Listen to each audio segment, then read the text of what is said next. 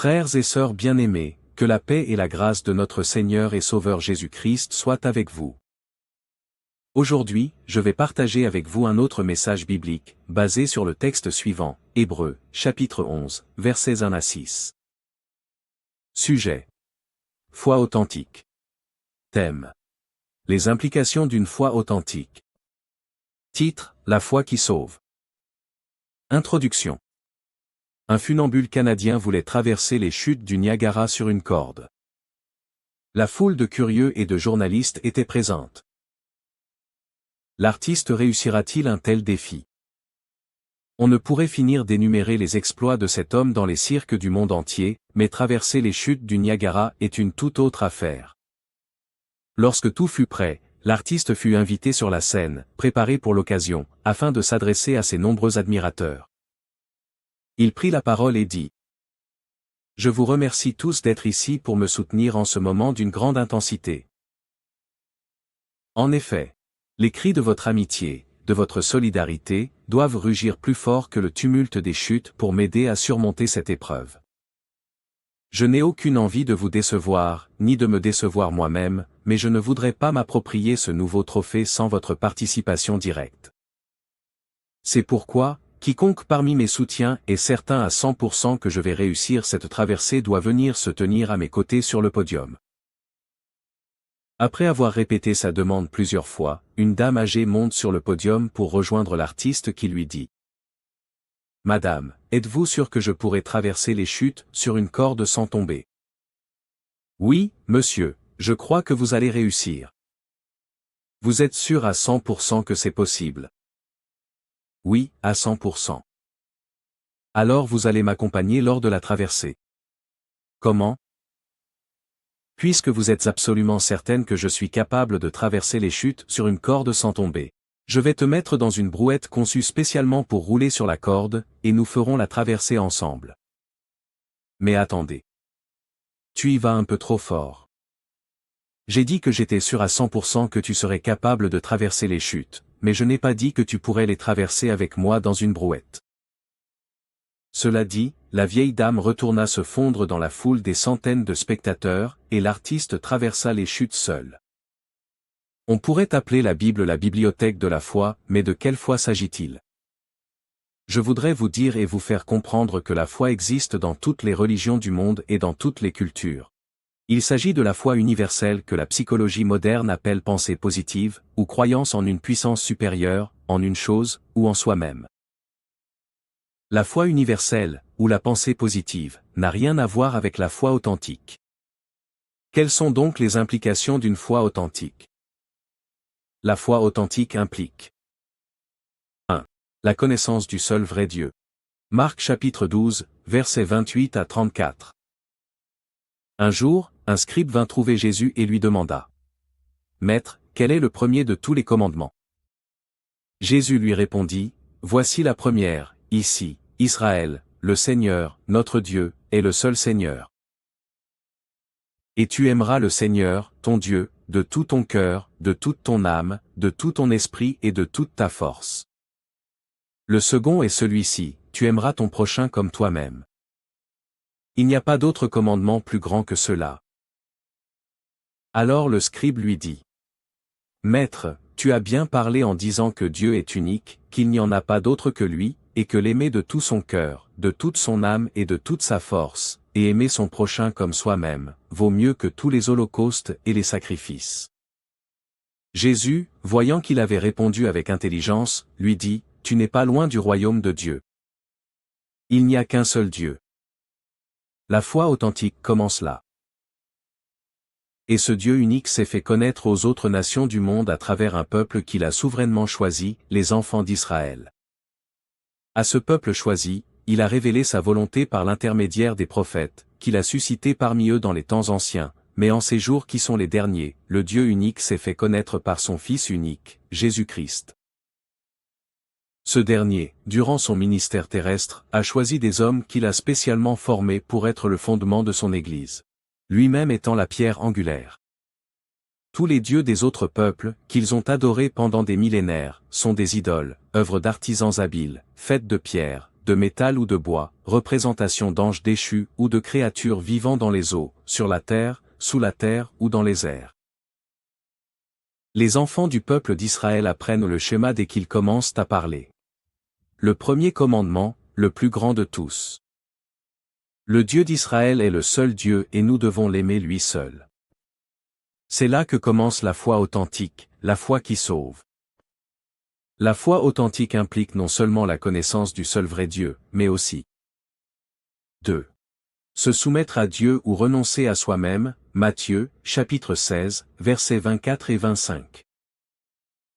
Lorsque le Seigneur a ordonné à Israël de l'aimer de tout leur cœur, de toute leur âme, de tout leur esprit et de toute leur force, qu'est-ce que cela signifiait? En réalité, Dieu voulait faire comprendre à son peuple qu'il devait être l'objet de leur amour le plus total, l'objet de leur pensée, que tout leur être devait lui être consacré sans aucune réserve. En d'autres termes, qu'ils devaient s'abandonner totalement à lui, et se renier eux-mêmes, ou mourir à eux-mêmes afin de revivre en lui, le seul vrai Dieu. Jésus-Christ, le Fils de Dieu, Dieu manifesté dans la chair, exige le même engagement de la part de ses disciples. Lorsqu'il dit, « Si quelqu'un veut venir après moi, qu'il renonce à lui-même, qu'il prenne sa croix, et qu'il me suive. Car celui qui voudra sauver sa vie la perdra, mais celui qui la perdra à cause de moi la trouvera. » Matthieu, chapitre 16, versets 24 et 25. L'évangéliste Luc répète les mêmes paroles sous forme d'hyperbole. Si quelqu'un vient à moi et ne hait pas son père, sa mère, sa femme, ses enfants, ses frères et ses sœurs, et même sa propre vie, il ne peut être mon disciple. Et celui qui ne porte pas sa croix et ne me suit pas ne peut être mon disciple. Luc, chapitre 14, versets 26 et 27. Il n'y a pas de meilleure façon d'exprimer les exigences de Dieu concernant la réalité de la foi authentique que de les concrétiser par la mort. En fait, l'homme ne parvient réellement à se renoncer lui-même que dans la condition d'un cadavre. Avez-vous remarqué le détachement presque total, l'indifférence, que dis-je, le parfait mépris du cadavre pour tout ce qui se passe autour de lui? Vous le jetez sur une tonne d'ordures nauséabondes, cela lui est égal. Vous lui coupez les membres et les dispersez dans les rues, cela lui est égal. Vous le mettez au feu et le réduisez à une urne de cendres, cela lui est égal. Vous le mettez dans la glace et le transformez en une masse de chair congelée, cela lui est égal.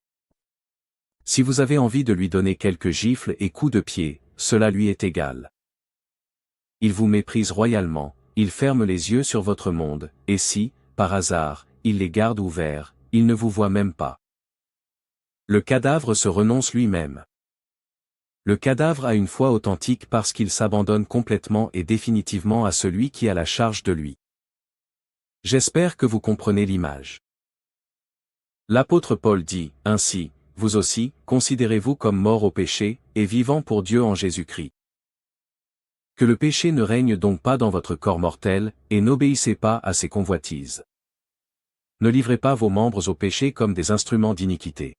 Mais offrez-vous vous-mêmes à Dieu comme des vivants ressuscités de la mort que vous étiez, et offrez vos membres à Dieu comme instruments de justice. Romains, chapitre 6, versets 11 à 13. Avez-vous une foi véritable? As-tu la foi du cadavre? Avez-vous déjà renoncé à vous-même? Voilà ce que Jésus-Christ exige de tous ceux qui veulent devenir ses disciples. La foi authentique a un dernier point à son actif. 3. L'obéissance au commandement de Dieu. Jean, chapitre 14, versets 21 à 24. Dans ce passage, Jésus dit: Celui qui a mes commandements et qui les garde, c'est celui qui m'aime, et celui qui m'aime sera aimé de mon Père, et je l'aimerai, et je me ferai connaître à lui. Jude, non pas l'Iscariote, lui dit, Seigneur, comment se fait-il que tu te feras connaître à nous et non au monde? Jésus lui répondit, Si quelqu'un m'aime, il gardera ma parole, et mon Père l'aimera. Et nous viendrons à lui, et nous ferons notre demeure chez lui. Celui qui ne m'aime pas ne garde pas mes paroles. Et la parole que vous entendez ne vient pas de moi, mais du Père qui m'a envoyé. Jacques, quant à lui, nous dit, mais mettez la parole en pratique, ne vous contentez pas de l'écouter en vous trompant vous-même par de faux raisonnements. Car si quelqu'un entend la parole et ne la met pas en pratique, il ressemble à un homme qui regarde dans un miroir son visage naturel, et après s'être regardé, s'en va et oublie aussitôt comment il était. Mais celui qui a plongé les regards dans la loi parfaite, la loi de la liberté, et qui persévère, n'étant pas un auditeur oublieux, mais se mettant à l'œuvre, celui-là sera heureux dans son activité. Jacques, chapitre 1, versets 22 à 25. La foi authentique peut se résumer dans l'obéissance aux commandements de Dieu. En effet, croire qu'il n'y a qu'un seul vrai Dieu est indispensable, mais cela ne suffit pas pour vivre cette foi, car les démons aussi croient qu'il n'y a qu'un seul vrai Dieu, et ils tremblent. Jacques, chapitre 2, verset 19. Et comment pouvons-nous prétendre nous renier nous-mêmes pour nous abandonner à Dieu tout en refusant d'obéir à sa sainte volonté? Celui qui obéit aux commandements de Dieu, en vérité, est celui qui l'aime et qui a une foi authentique. Peu importe s'il vit comme un sauvage au fin fond de la jungle, cela ne signifie rien. S'il refuse de s'associer aux nombreux ismes qui composent le monde chrétien, peu importe s'il ne peut pas dire qui est son pasteur et qui a imposé les mains sur lui. S'il obéit aux commandements de Dieu sans distraction ni préjugés, il a une foi authentique, il est une nouvelle créature, il est membre du corps du Christ. En disant cela, je n'encourage personne à éviter ou à quitter l'église locale pour vivre en solitaire, car la parole de Dieu recommande la communion fraternelle. Conclusion. Chers frères, chères sœurs, chers amis, avez-vous la foi qui sauve? Votre vie est-elle fondée sur la pensée positive ou sur une foi authentique? Si vous souhaitez changer les fondements de votre vie, je vous rappelle que les justes vivront par la foi, et que la foi authentique implique la connaissance du seul vrai Dieu, l'abandon à Dieu ou le renoncement à soi-même, l'obéissance aux commandements de Dieu. Que le Seigneur Jésus vous bénisse abondamment. Amen. Et maintenant, que le Dieu de paix, qui a ramené d'entre les morts le grand berger des brebis par le sang d'une alliance éternelle, notre Seigneur Jésus, vous rende capable d'accomplir toute bonne œuvre pour l'accomplissement de sa volonté, et qu'il fasse en vous ce qui lui est agréable, par Jésus-Christ. À lui soit la gloire pour toujours et à jamais. Amen. Si ce message vous a été utile, aimez cette vidéo, abonnez-vous pour recevoir des messages bibliques hebdomadaires, partagez-la avec un ami ou un membre de votre famille, laissez un commentaire ci-dessous. En attendant la prochaine fois, que le Seigneur vous bénisse abondamment.